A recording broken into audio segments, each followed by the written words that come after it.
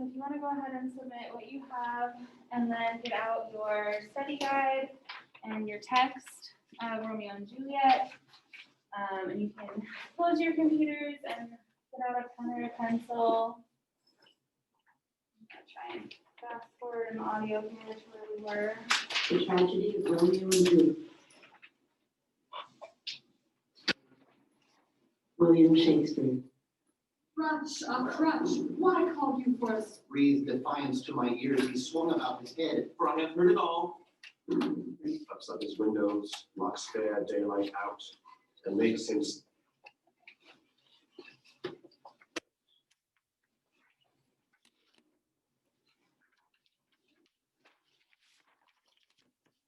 Okay, so last time we started the play. What is the big event that happens at the beginning? Yeah, there's a fight between the Capulets and the Montagues.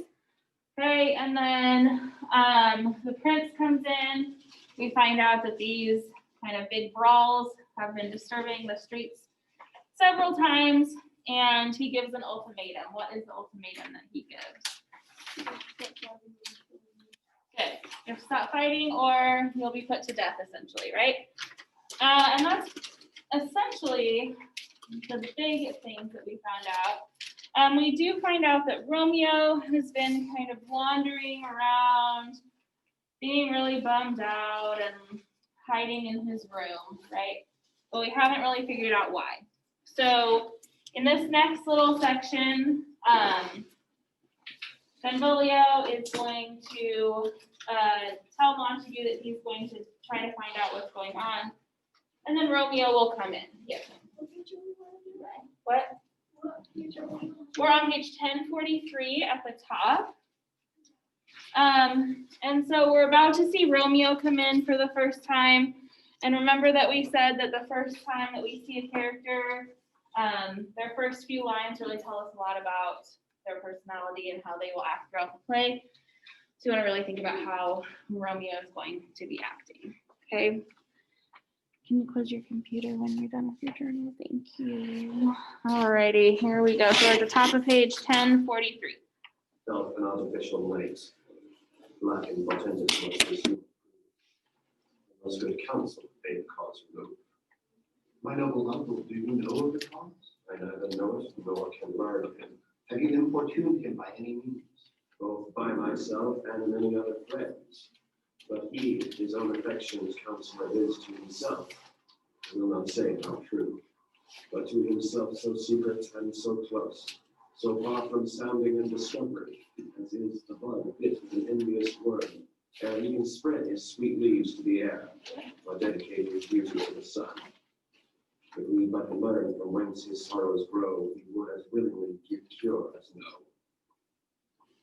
See where he comes. So please you step aside, I'll note his grievance, or be much denied. I would thou wert so happy by thy stay to hear true shrift. Come, madam, let's away. Good morrow, cousin, Is the day so young? but you struck 9. Ay me, sad hours seem long. Was that my father that went hence so fast? It was. What sadness lengthens Romeo's hours? Not having that which having makes them short. In love, Out. of love. Out of her favor, for I am in love. Alas, that love so gentle in his view should be so tyrannous and rough in proof. Alas, that love we view as muffled still, should without eyes see pathways to his will. Where shall we dine? Oh me, what fray was here? Yet tell me not, for I have heard it all. Okay, we'll stop there. Okay, so Benvolio basically says, do you know why Romeo's been sad? And Montague says, no, we can't, like he won't tell us. And then they see Romeo walking up and Benvolio kind of says, let me try to find out. So Benvolio says, good morrow, cousin, good morning, right?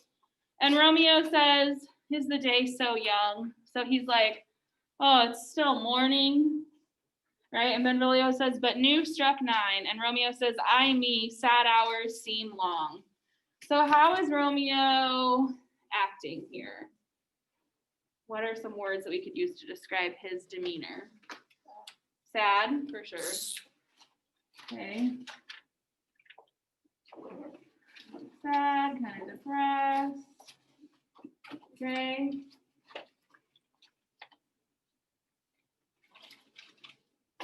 And he's sad for a lot of the play.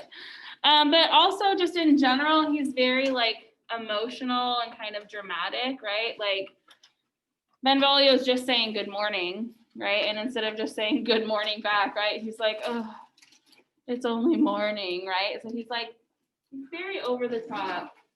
And yeah. Kind of, it's gonna be one that's gonna use a lot of hyperbole eventually, okay? So these are some of his characteristics to just keep in mind. This is pretty much how he will act the majority of the play.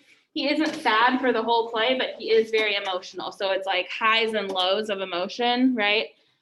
So he'll go from like being totally in love to being totally sad to being totally angry, right? He's very emotional.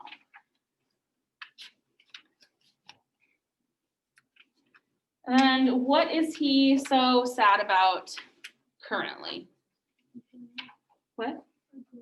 A girl? Yes. Okay, so it says, line 156, what sadness lengthens Romeo's hours? Romeo says, not having that which makes them short, in love, out of love, out of a favor where I am in love. So Romeo is in love with someone who does not love him back. So he is very, very upset, okay? We're at the top of page 1044. There's much to do with hate, but more with love. Why then, overalling love, oh loving hate, oh anything of nothing first create, oh heavy lightness, serious vanity, misshapen chaos of well-seeming forms, feather of lead, bright smoke, cold fire, sick health, still waking sleep that is not what it is. This love feel I, that feel no love in this.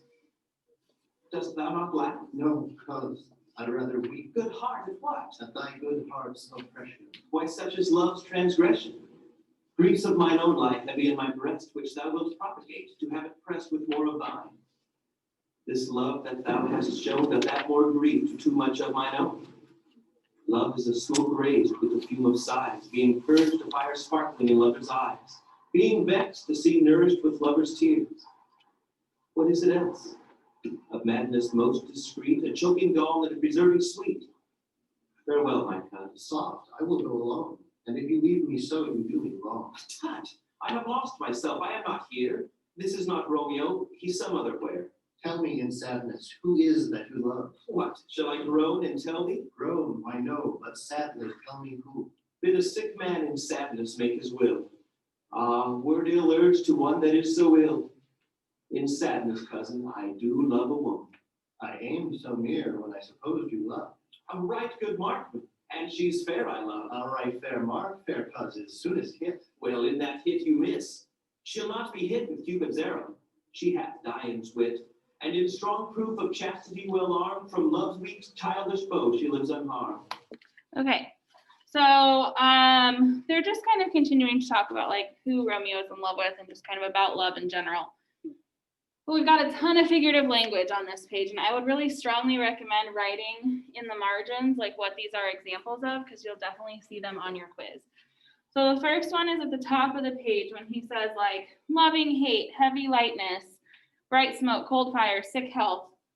These are opposites, right? Like love and hate are opposites. Heavy and light are opposites. Cold and fire are opposites. So what do we call that when we have opposites?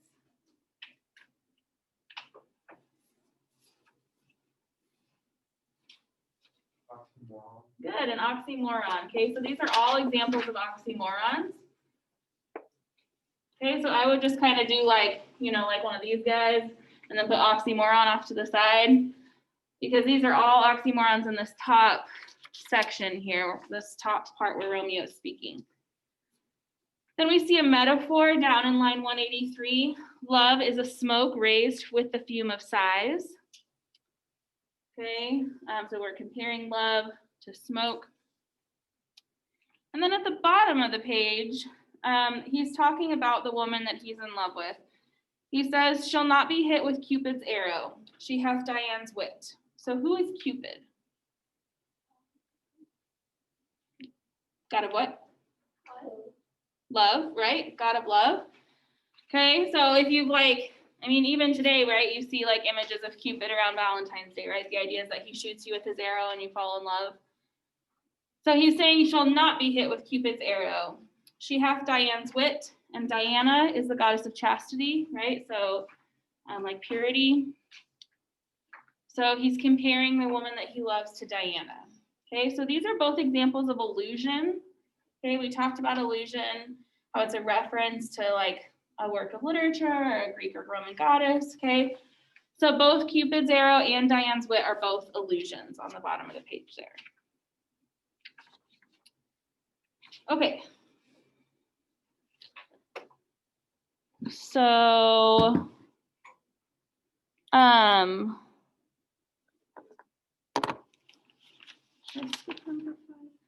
okay, so let's talk about number 5 on your study guide. It says Romeo is heartsick over a girl. It's not Juliet, someone else, who is not at all interested in Romeo. What does his attitude towards the situation tell us about his character?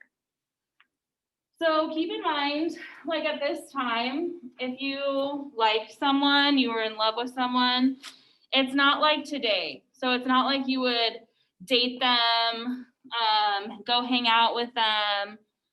If Romeo was in love with someone, he maybe wrote her some letters. He maybe like sent her some gifts. That's it. Like they probably, unless there happened to be a party or something that they were both invited to, like by their parents, it's very unlikely that they've ever really actually spent time together. Particularly, they've definitely never spent time alone together. Okay, so in this time period, marriages tended to be arranged by the fathers. If you wanted to marry someone, you would go to their father, present your suit as to why you should be the one that gets to have that person as your wife. So it's definitely not like the same idea of romantic love. So Romeo's maybe never met this person, maybe only met her once. Can you guys close your computers, please? So what does this tell us about his character? Very dramatic, okay? So Romeo, very emotional and dramatic, like we just said before. So for number 5, that's what you would want to put. Right, he's so upset about someone who, honestly, he's probably maybe met once or twice, but more than likely has only ever seen. Like, okay. All right, so we're at the top of page 1046. We're going to find out what is going on, why this girl does not want to be with Romeo. She will not stay in sweet and loving terms, nor bide the encounter of assailing eyes, nor ope her lap to saints seducing gold. Oh, she is rich in beauty, only poor that when she dies, with beauty dies her store. Then she hath sworn that she will still live chaste. She hath, and in that sparing makes huge waste. For beauty, starved with her severity, cuts beauty off from all posterity. She is too fair, too wise, wisely too fair to merit bliss by making me despair. She hath forsworn to love, and in that vow do I live dead that live to tell it now. Okay, so let's kind of break this down because it's a little bit hard to figure out what's going on. So this line that he just spoke, line 216, she hath forsworn to love, and in that vow do I live dead that live to tell it now. So if you look in your footnote over here, what does forsworn mean?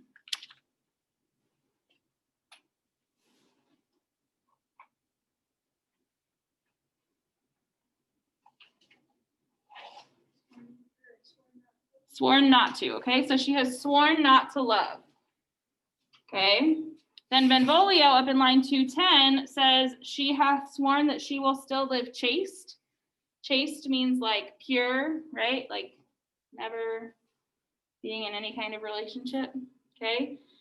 Romeo says she hath, and in that sparing makes huge waste. For beauty, starved with her severity, cuts beauty off from all posterity. And if you read the footnote, it says, by denying herself love and marriage, she wastes her beauty, which will not be passed on to future generations. So all of these things combined can let us infer that the woman that Romeo is in love with is going to become a nun, okay? Nuns take a vow of chastity, which means that like they don't have boyfriends, they don't have husbands, they never have children, right? They keep their bodies pure. They essentially are married to God in a certain sense, right? So they don't take like an earthly husband. They don't have relationships. So not only is Romeo upset over someone that he maybe has never really met before, he's also upset over someone who's going to become a nun. So it's not even like she doesn't like him. It's just that like she's made this vow for her life, right? Like this is like a life choice that she's made, and he's still upset about it. Okay. At the end of this scene now, Benvolio is going to give Romeo some advice about how to forget this girl. He ruled by me, forget to think of her. Oh, teach me how I should forget to think. By giving liberty unto thine eyes, examine other beauties. 'Tis the way to call hers exquisite and question more. These happy masks that kiss fair ladies' brows, being black puts us in mind they hide the fair. He that is strucken blind cannot forget the precious treasure of his eyesight lost. Show me a mistress that is passing fair. What doth her beauty serve but as a note where I may read who passed that passing fair? Farewell, thou canst not teach me to forget. I'll pay that doctrine, or else die in debt. Okay, so what's Benvolio's advice? Yeah, look at other girls, right? Says forget that girl. Look at other girls, right? He says examine other beauties. And Romeo, true to his kind of dramatic way, says that like even if he sees a beautiful girl, she's just going to remind him of how beautiful this girl that he's in love with is, right? Couldn't possibly be anyone more beautiful.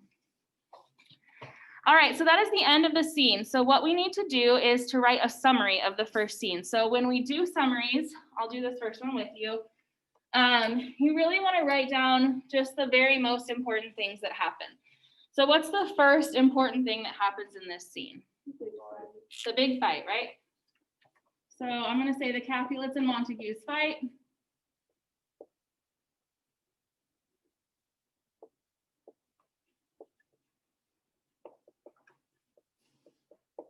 Okay, what's the next thing? Most important. The girl you can't have. Okay, definitely we need to know that Romeo loves someone who doesn't love him back. What's one thing that happens in between those two that we might want to include?